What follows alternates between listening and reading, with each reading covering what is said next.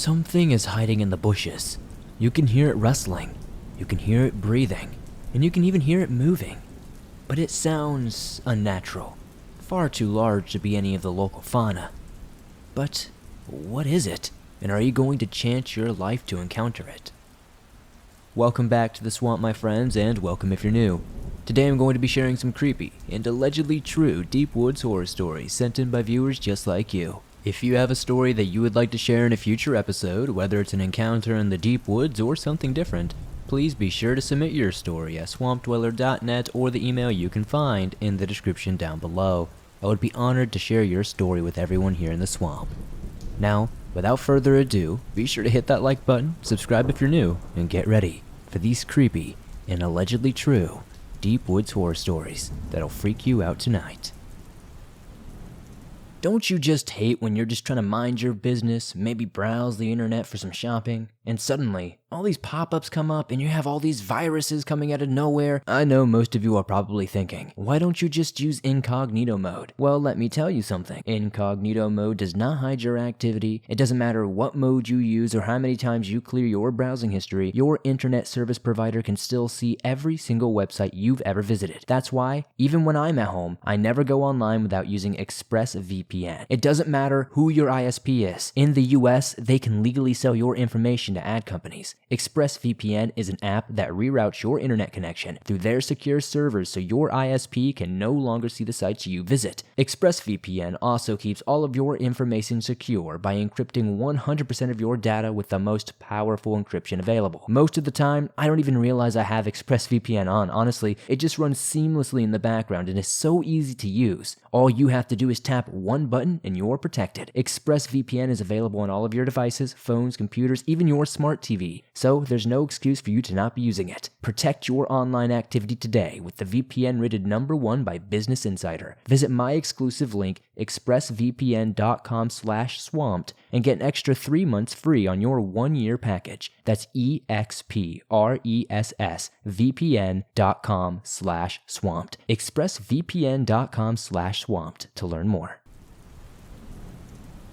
Hello, my fellow swamp dwellers. This is a continuation of a story about the deep woods in Wisconsin when I encountered a creature. My name is Michael, and I went back to those woods last week for hunting. Yes, I know it was a bad idea. So my dad and I brought our hunting rifles and Mossbergs. I brought my Glock from my other story as well. We also got some night vision and thermal scopes. So let's do a little recap, shall we? My dad and I went hunting in Wisconsin, and we met some sort of cryptid. A very tall gray creature with very long arms and sunken eyes. We had to stay still as it screeched at us, and later we went back to our place where it followed us and almost broke in. The police didn't help. Hell, they didn't even believe us. So let's start this story. We went into the forest again. This time we went further than we ever have, so we didn't re-encounter the creature, and everything was going well. We set up our blind. We did some hunting later in the night. We set up our campfire because we wanted to be on a 2-day hunting trip. But this is where it gets weird and scary. We were eating some beans and heard branches breaking and heavy footsteps all around us. Everything was tranquil, so that you could hear the steps very well. My dad and I raised our guns. My dad aimed his thermal scope while I put my night vision on, which was a bad idea. When I put it on, the fire made the vision very bright, which hurt my eyes, and while that was happening, my dad fired a shot. After a few seconds, I looked again with my night vision, and there it was, the creature that we had met before, only 10 meters from our position. My dad started to pelt the beast with the shotgun. After the rifle seemingly did little harm to the thing, I brought up my shotgun and started shooting it in unison. By some stroke of luck, the creature fell and seemed to be wounded. With the waning light from the fire, the surroundings were pitch dark. After a few moments of trying to recollect our thoughts, the creature suddenly got up and ran away. My dad said to go after it, and he took his thermal scope and rifle out again, and I took my night vision out as well. I thought it was a bad idea, but we went on, and it didn't seem to be bleeding.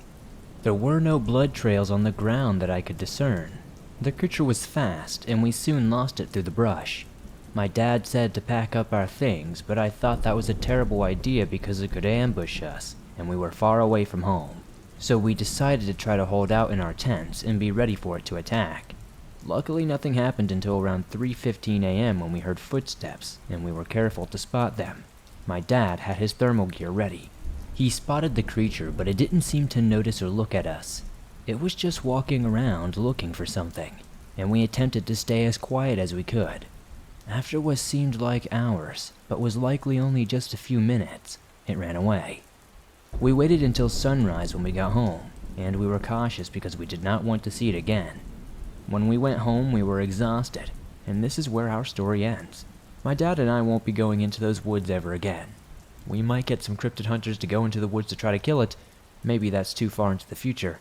But this is my story, my friends. I hope you all liked it, as it was horrifying for me. My dad thanks you, Swamp Dweller, if you do end up sharing my story. Thank you, everybody. And be careful out there.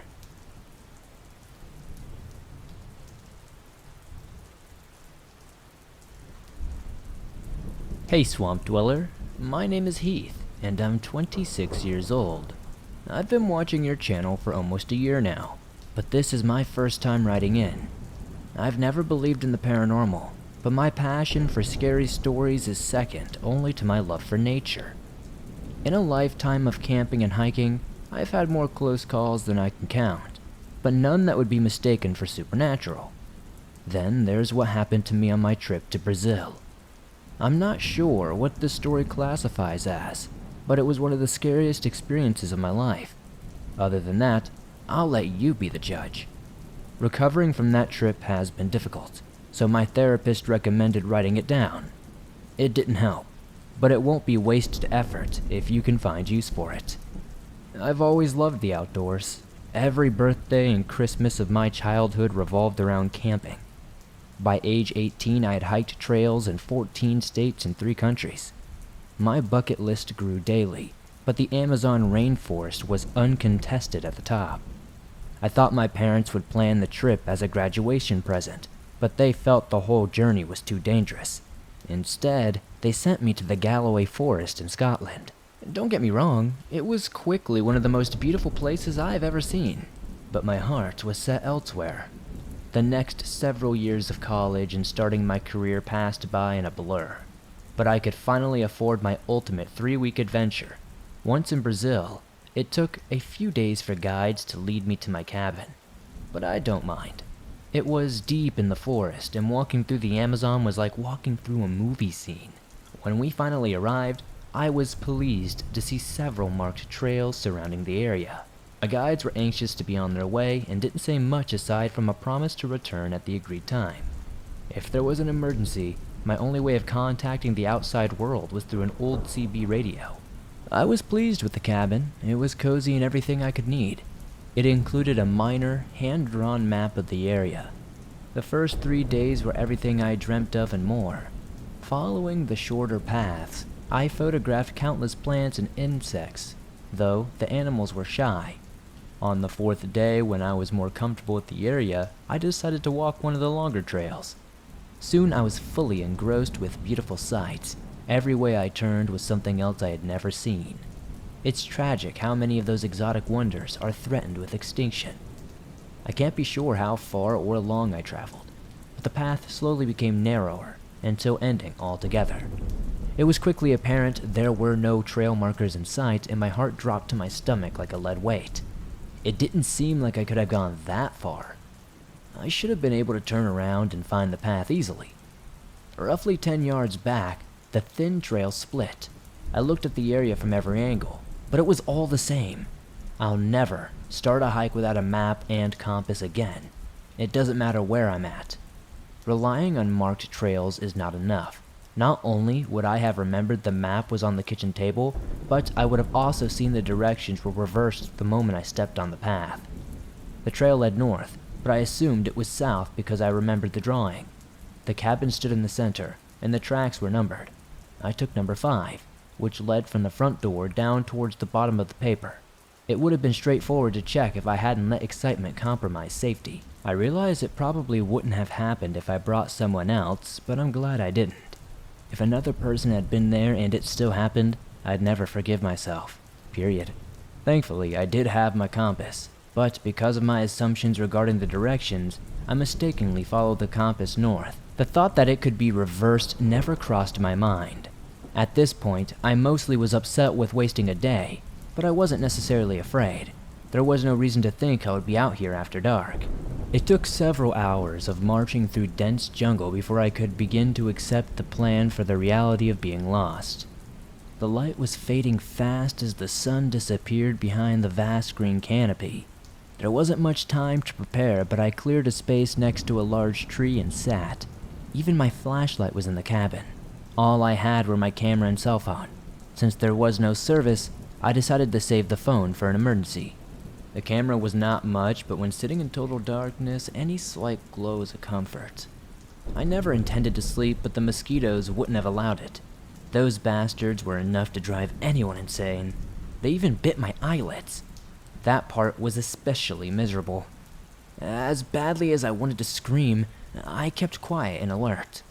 For the first several hours, there were only the cry of prey and the sound of charging predators, but they remained at a comfortable distance until 3 a.m. My eyes burned, and my vision was blurry, yet there was the sound of something much closer. Footsteps that were crystal clear.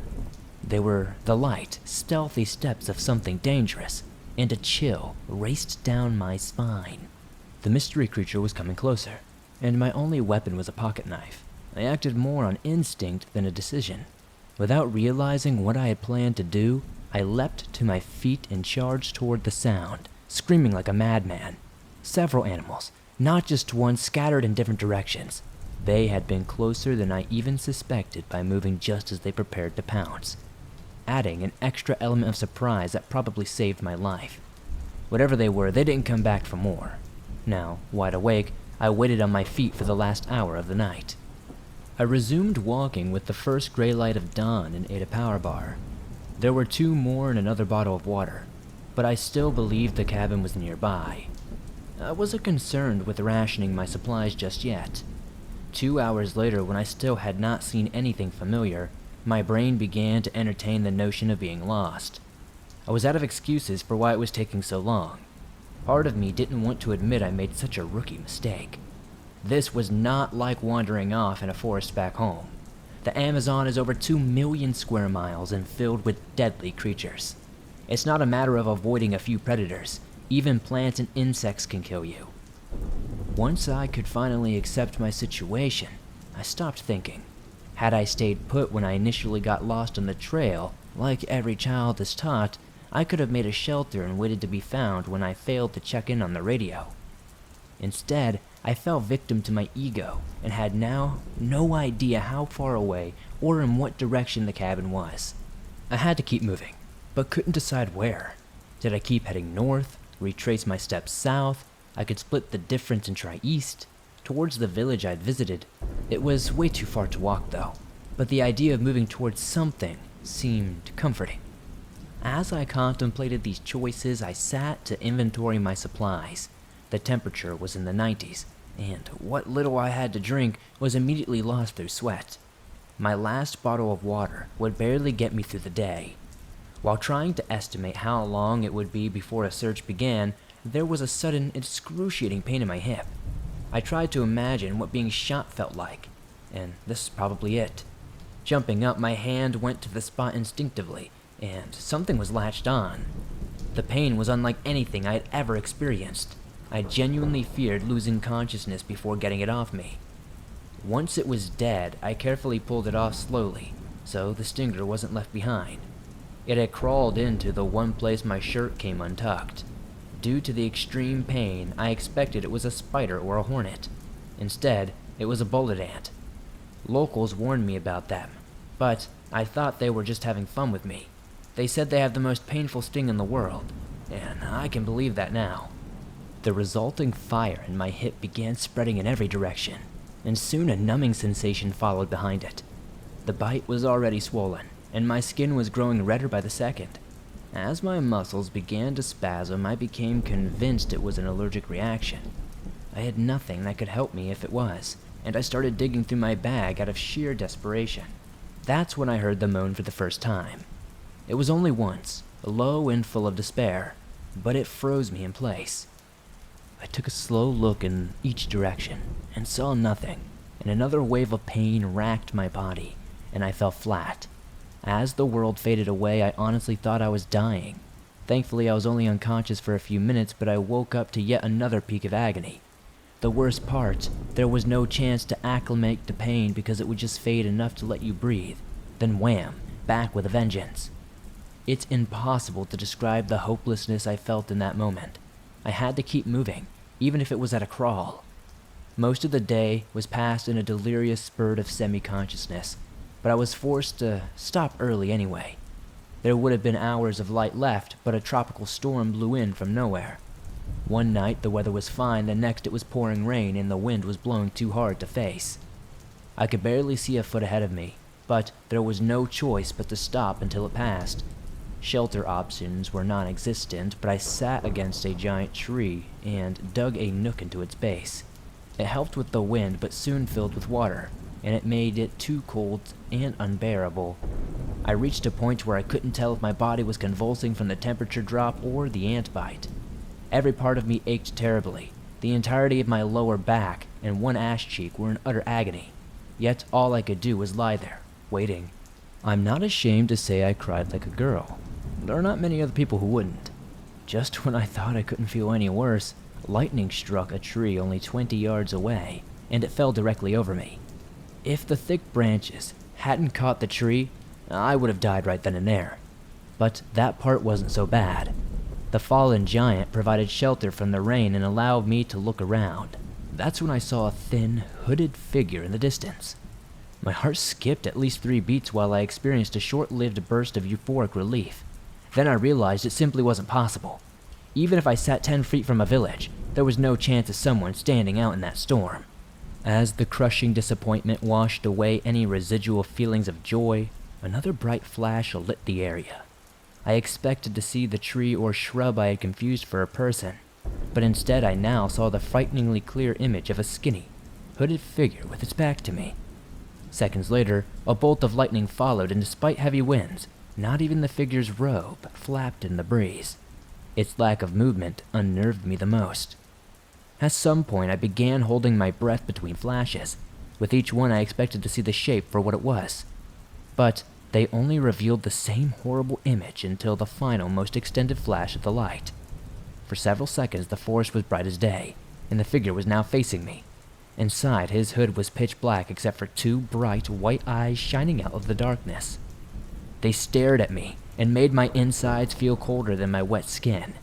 There was no doubt whatsoever those eyes saw me. That gaze bore a physical, almost hungry touch. When the light was gone, I felt a horrifying certainty the figure was coming for me. It didn't matter if there were no footsteps. In my mind, I could see it gliding above the ground as clearly as I saw those haunting eyes only seconds before. Now that I needed the lightning, the storm began to calm. It was 2:30 a.m., but I was no longer worried about the sleep, only the lurking, hooded figure. I had hours of nothing to do but think as I waited to die, or for sunrise, whichever came first. I didn't particularly care. The only logical conclusion was a hallucination, and considering my desperate need to eat and sleep, I was beginning to believe that was precisely what had happened. By 4 a.m. the rain was now slow drizzle, and I was drifting off. My body was ready to quit. The only thing that mattered was not being conscious anymore. If something got me in my sleep, so be it. For an hour I slept but mostly felt aware. Before seeing my watch, I was sure only a few minutes had passed when another low, agonized moan shook me to the core. I was up instantly, fumbling for my phone. I almost dropped it twice while trying to turn on the flashlight, but by some miracle it stayed dry. Its range was much worse than I'd hoped. It barely lit 3 feet in front of me, and the slight glow it produced only served to paint me as a clear target. After turning a quick paranoid circle, I shut the phone off again and settled in for another long wait. Only this time I didn't try to sleep. I left the instant it became possible to distinguish shapes on the ground. If they stayed still, I walked around them. If they moved, I ducked until they were gone. It was a simple system, and on one happy note, I was able to refill my water bottles in the rain. That was the most vital resource of all. and when the sun finally banished the last dark corners, I could fully appreciate how fortunate that was. Whether the strangely thin creature was a hallucination or not, I was filled with renewed determination to find my way back before another sunset. I felt like my heart would stop if I would hear that moan one more time. I had not believed a person could die of fright before that experience, but now I can certainly see how it's possible. I had to assume I had passed the cabin, but I couldn't retrace the same path as the day before. Knowing I wouldn't find anything familiar, instead I turned southwest. The muggy air was thick in my lungs, but I kept moving at a ridiculous pace, convinced I would see a trail marker every curve. I'm lucky I didn't have a heat stroke. Hell, maybe I did die out there and none of this is real. It's just my brain's way of processing death. That makes more sense than what happened. It was almost 1 p.m. when I first saw the figure in the daylight. It was only a passing glance between trees, and when I turned back it was gone. Even so, I could see it was facing away, and its robe was old and faded. When I looked closer at where it stood, I noticed that the branch that hung just over its head was nearly 7 feet tall. It was becoming more difficult to believe these vivid occurrences were hallucinations, but it was still the most logical explanation, especially considering its only competition was the theory that a crazy person was wandering around in the middle of the Amazon and managing to survive. The scare slowed my pace. I was terrified of suddenly bumping into the creature. I didn't want to imagine how it might react. I knew how angry and bitter I was starting to feel. The situation was already a matter of life and death without adding some creepy personification of death to the equation. That little burst of rage was the first time I thought outside of the strictly logical box. Putting aside personal beliefs about ghosts, cryptids, or demons, what about death?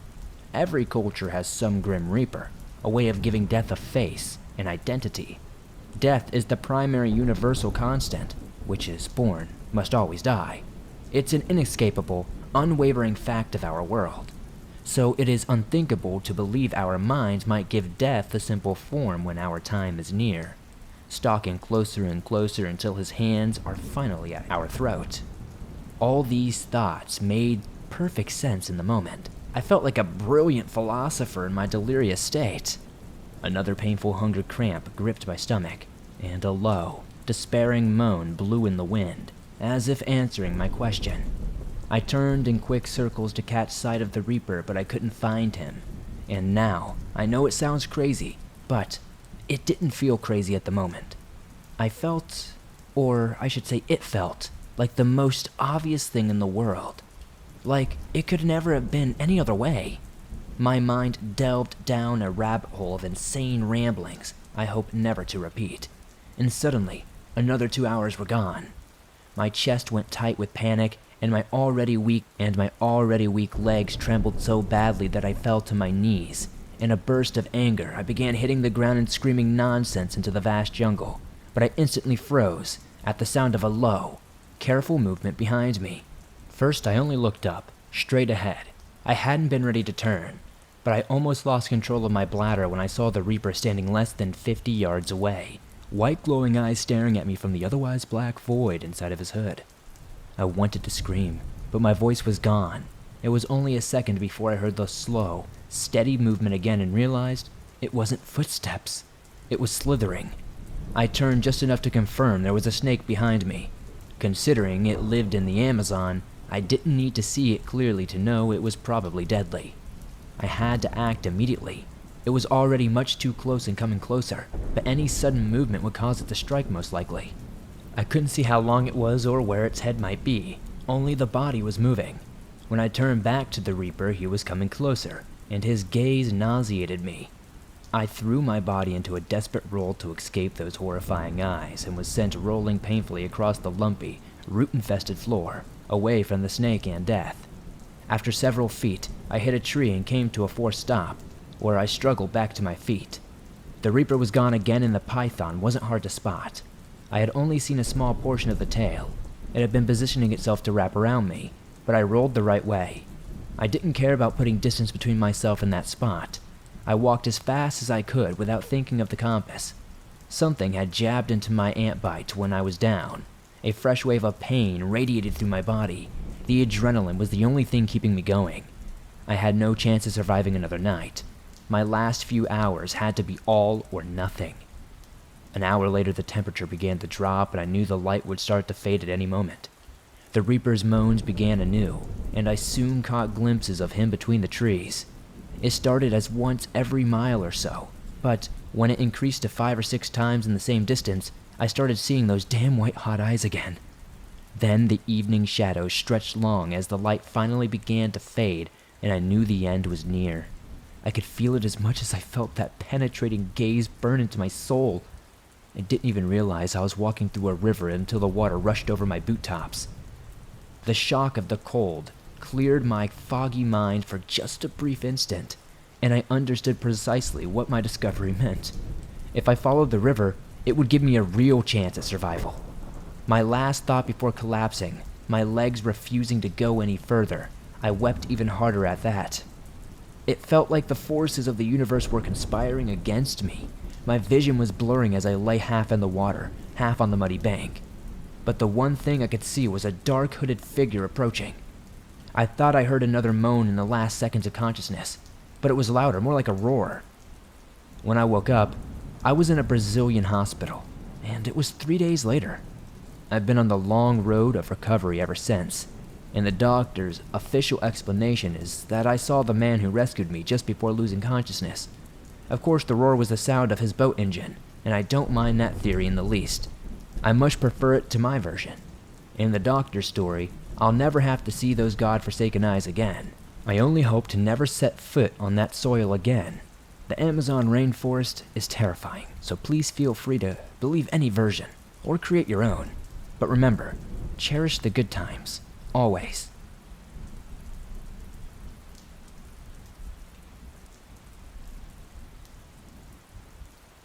Thanks for listening to these creepy and allegedly true deep woods horror stories that'll freak you out tonight.